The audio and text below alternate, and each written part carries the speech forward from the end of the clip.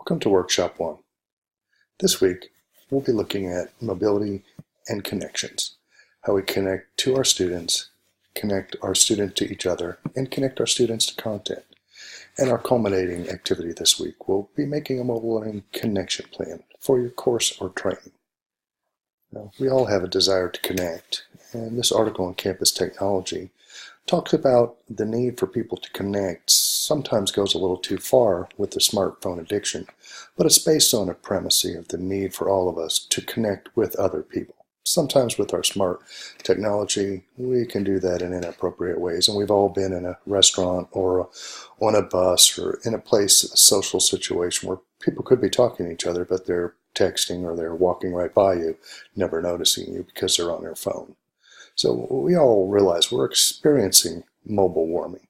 And as we look, we can see that technology adoption and usage continues to grow.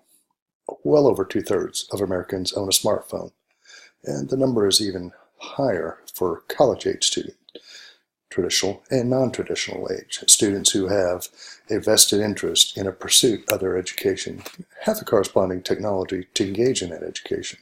Now, something that's also much, much higher is it's almost at 100% is the amount of people who have a cell phone that has the ability to send and receive text as well as to take pictures.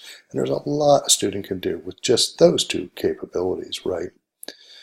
Well, these numbers can be a little startling, the amount of times per day a student is accessing their phone. Well, we know that the toothpaste isn't going back in the tube, right? The days where we were tethered to our desk or our computer have given way now with smart technology to where anywhere, anytime, learning and interacting and experiencing the internet can take place. Well, when we talk about mobile learning, what is it exactly? Well, if you put mobile learning in Google, I have a feeling you'd come up with even more than the 902 million results I obtained recently. Every time I do this workshop, I do this particular slide, and it has increased exponentially every time I do it in just a short period of time between workshops. So if there are that many definitions, it's probably important for us to arrive at a working definition for our sake.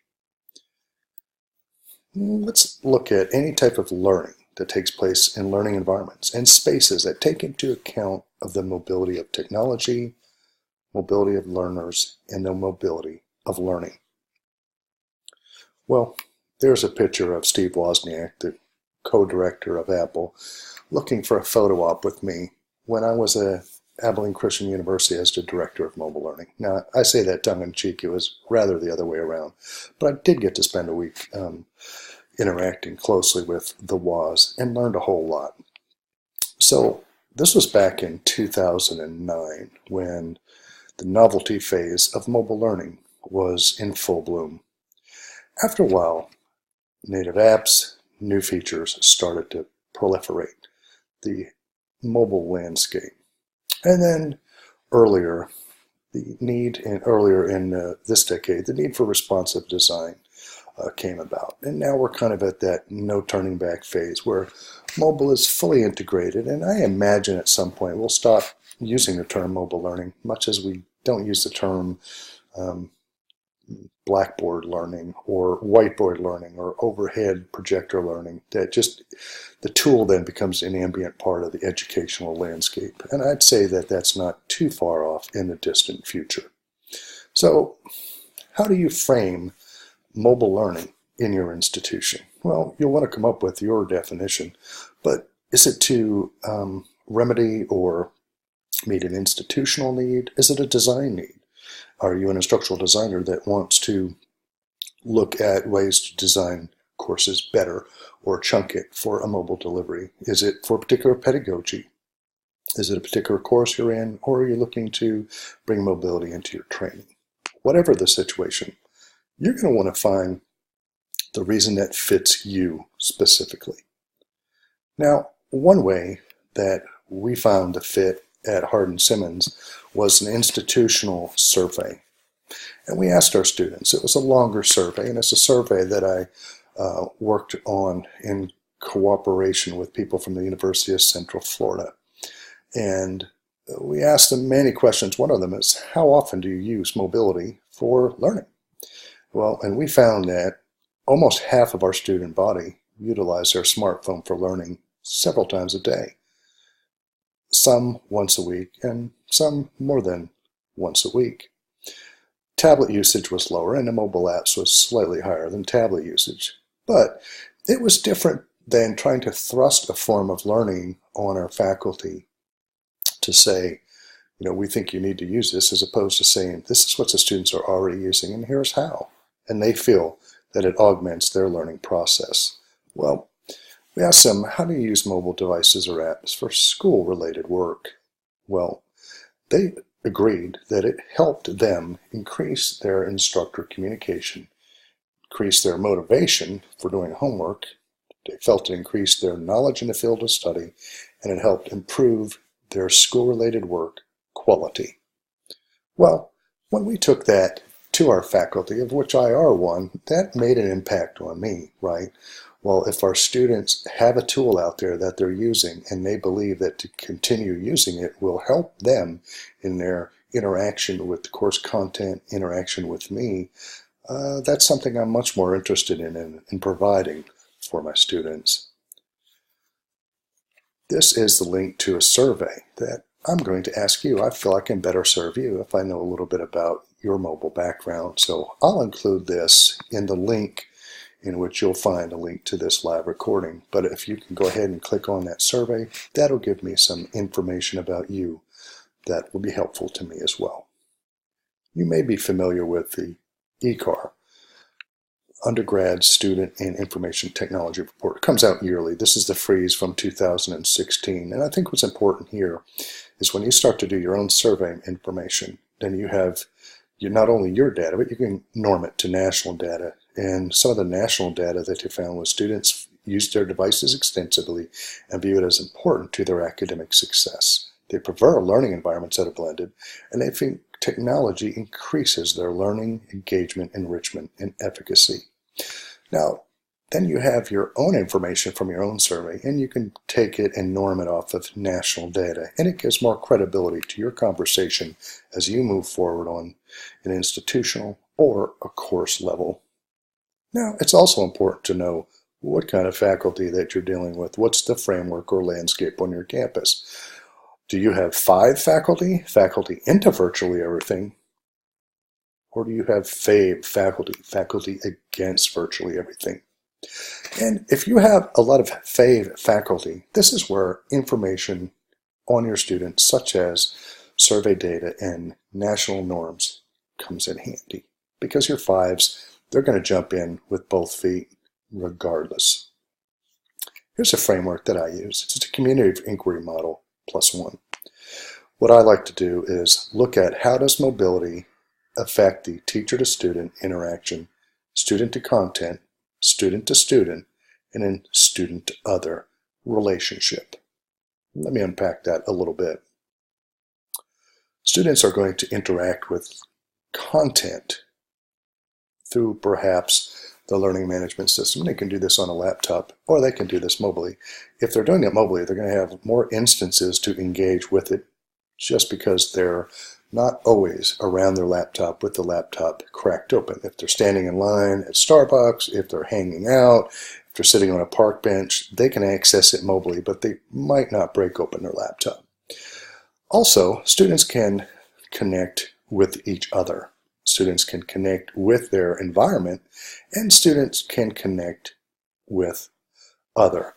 There is a high desire, and right now mindfulness is kind of a hot word, but with technology a lot of stress is introduced, and connecting students to ways to address the spiritual side of their being is also productive. That is a small faith-based university that we have connect students to content, we have students to each other, students to the teacher, and then students to the creator. Now, you can see here that adult users spend a lot of time per day with digital media. This is frozen in 2015, and you can see that 5.6 hours, and you can believe that it's higher now. 5.6 hours per day is how much they're engaging with digital media, and the largest majority of that is through mobile. So I like to look at the device as the fulcrum around which mobile interactions take place. Now here's another way to look at this, right? Teacher and student are going to access each other through the learning management system. You might have an LMS app, and then everything can kind of go through that funnel. Student is going to interact with content. It may be a publisher and all the other different resources that are housed in your learning management system. Student to other, and then student to each other. So there's social media, there's discussion boards, and then there's assignments, right? Now, one way to look at this might be, how would I, as a teacher, connect to my students? Perhaps before the class, I give them a digital syllabus or a short intro video that they can see what some of the content is, they can hear my voice, they can see my face, and form and establish social presence as a faculty member among my students. Another way they can interact with content is Quizlet.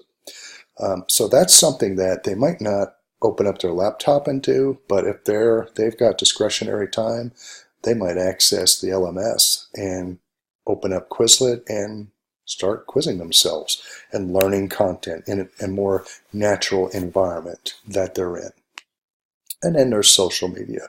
Now, I realize that social media can be a bit explosive. Here's one way that I use it. I use it to connect students to authorities in the field. One of the textbooks I use is called Digital Leadership by Eric Sheninger.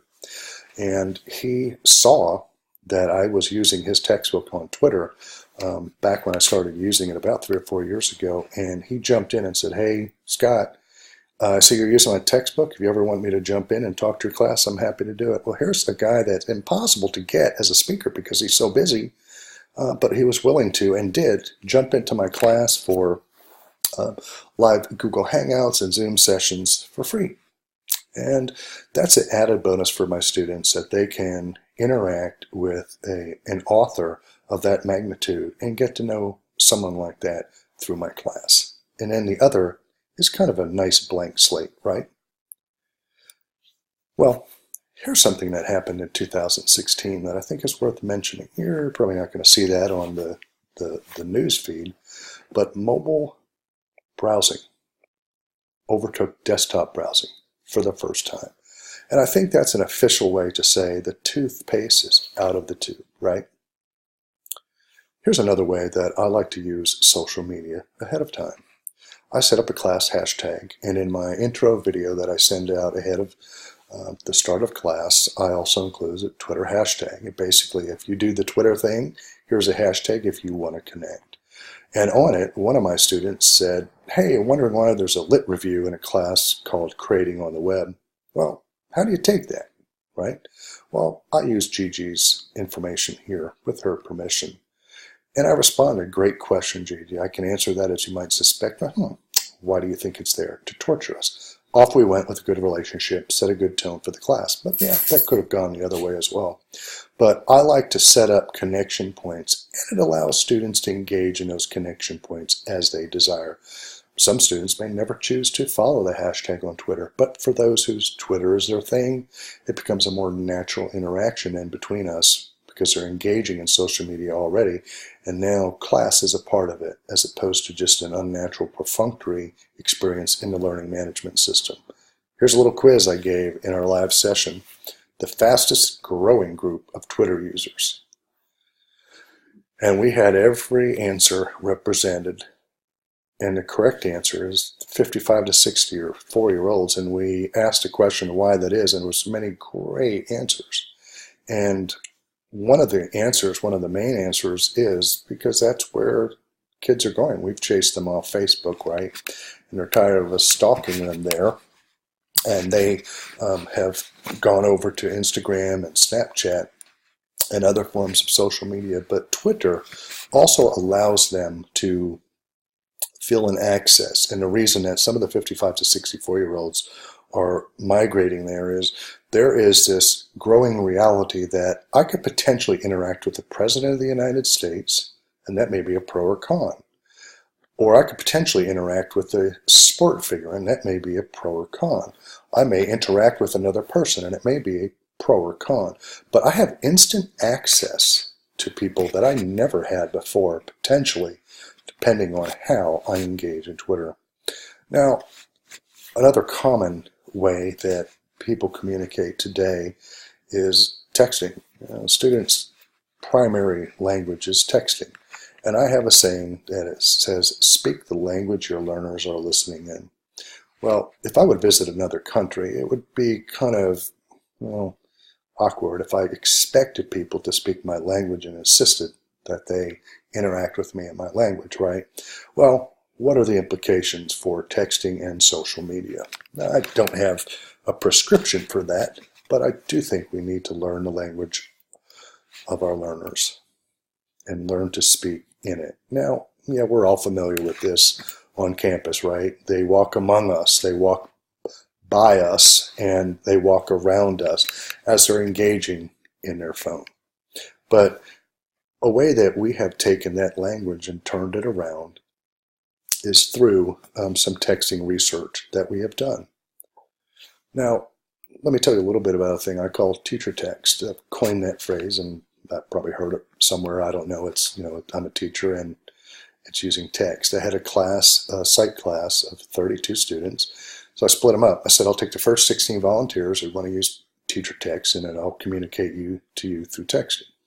I'll kind of use like the 4 H's, right? The head, heart, hand, and help. And I would have my research assistant churn out 4 texts a week. Well, we did these at the beginning of the semester. You can do it now on Remind and schedule them. But I had Bree, my assistant, do this. So off we went.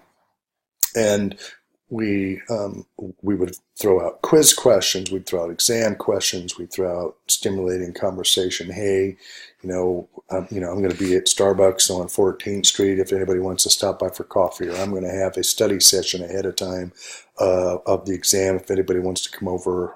My wife's, made brownies or something like that.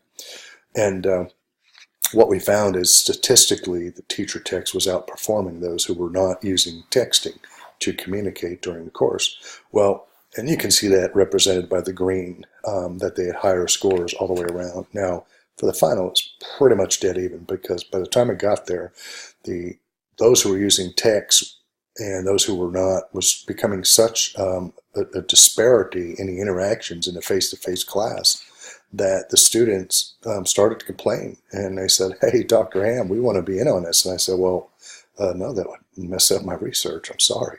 And I kind of feel bad about that now, but I did acquiesce for the final. And what I would do is just every 2 or 3 hours, I'd have Bree shoot out 2 or 3 quiz questions in preparation for the final. And by the time the final came around, they did really well because they were, they were going to town with this information, engaging it 24/7. So I did some publishing on this. You could probably find it. But there's nothing too deep in pretty much common sense that if you're going to be engaged in an ongoing conversation, and you spend more time on task, you'll probably do better in the outcomes, right? Well, I thought was an interesting example. I had one of my students, and I was teaching this particular class at a community college. Well, it was a JUCO, junior college, that had gone for a year. So they were basically the students who couldn't get into our universities here in town. They couldn't get into Hardin-Simmons, couldn't get in Abilene Christian University. So they went to Cisco for 2 years to try to get the grades up, and then they would transfer with some articulation agreements that worked out well, right? And it was cheaper.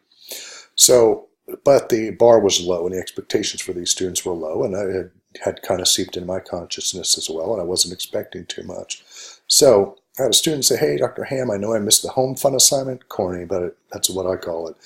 But I saw a video that was interesting, inspiring, and thought, maybe you'd like it, and you could show it to the class. And I thought, that's interesting. You missed the homework, but you did it anyhow. You found a video, and here, you want me to show it to the rest of the class. So I would do stuff like if I was, out, I would take pictures of me, at a pool, different things like that.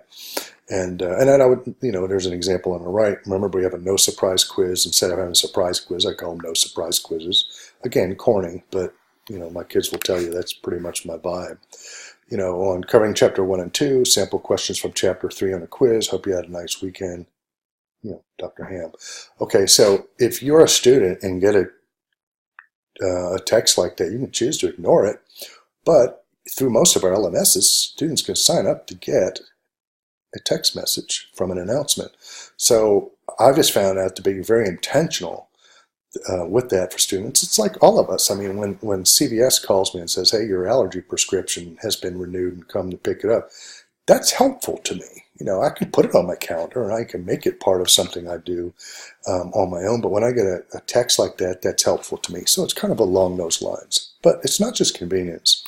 Here's an article I did in the EDUCAUSE review here about mobile-based inquiry learning. And here's what we found. That one of my mobile learning fellows was a chemistry professor. And she found out that in her lab, she was using an inordinate amount of time saying the same thing over and over. So she got all the questions the student would ask and put it on real-time podcasts and the students could access it. Then she actually spent more time teaching. Well, the lecture treatment group, podcast treatment group, the podcast treatment groups, learning was significantly higher, and they had an A average as opposed to a B average. So we ended up actually getting a $250,000 grant then to replicate this. Worked with the University of California, Pennsylvania, and another university here in Texas, and we replicated those results so that we felt like there was ways to use mobility that wasn't just convenience, but it was actually had a positive effect on outcomes. Now here's something I want to show you. On the left-hand side and on the right-hand side, we had is a heat map. And let me explain a little bit about this. We had an economics class that had 2 sections, about the same number of students, so we thought this would be ideal to try it. So one class could only access their course materials through the LMS on their laptop. The other could only access their class through the iPad. Now, what we did is we collected all those millions of data points throughout the whole semester and then did a heat map at the end. And I always ask the class, which one do you think is the iPad and which one do you think is a laptop? Well, people usually choose the correct one on the right as the iPad and the one over here as the laptop. And you can see it was a Tuesday-Thursday class, like 1 or 1:30. So, before class and during class, before class and during class, and a little here. Students who access their LMS access their class. But for the iPad, it was more ambient, right? It's just all here.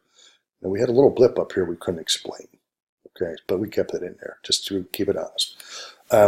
But we interviewed both classes, and they kind of felt like when for the face-to-face class they could only interact with the LMS through the laptop, they just kind of felt like it was more perfunctory, right? It was just, you went to class and you looked at it before or during and maybe did a little homework, but not a lot.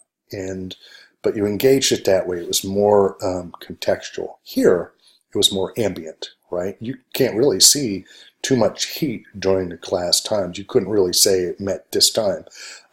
Mondays, the day before class, a little before class in class.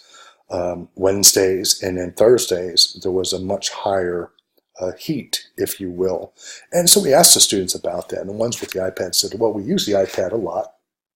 And it was easy if we were checking Facebook or if we got an announcement about class. It's easier just to go right to it because they're already using it for other things. We weren't, having to crack open the laptop and connect to Wi-Fi. We already had the iPad there with us. So we think there is some utility in utilizing a device that makes the course information and material easier to access on an iPad versus a laptop. So I think it's even easier, and we've done other research along those lines, to access it mobily, right? So some of the takeout for this week is that we want you to be thinking about ways to connect with your students. Now, not necessarily a back and forth connection, but what are ways that you can establish social presence to let people know that you're not a robot, right? You're their professor, you have a personality, you have a voice, you have hobbies, you interact, and that you're present with them. And what are ways that they can consume that connection as opposed to just opening up their laptop to hear an announcement? If they're connecting With the LMS app, they can get it while they're mobile. They're much more likely to listen to it. So how then are we going to establish our connections to our content, and how are we going to establish connections with the student to the student? So there are a lot of different ways that we can connect, and a lot of different ways we can connect with mobile. So this week we'll interact with our material, and we'll be engaging in a mobile learning plan, give you a lot of feedback on that as we continue our mobile pursuits. Now, some due dates. If you haven't already filled out the social account survey, go ahead and do that. Introduce yourself via the Flipgrid, and your mobile connection plan is due on Wednesday. Thank you, and I look forward to continuing our engagement in the course.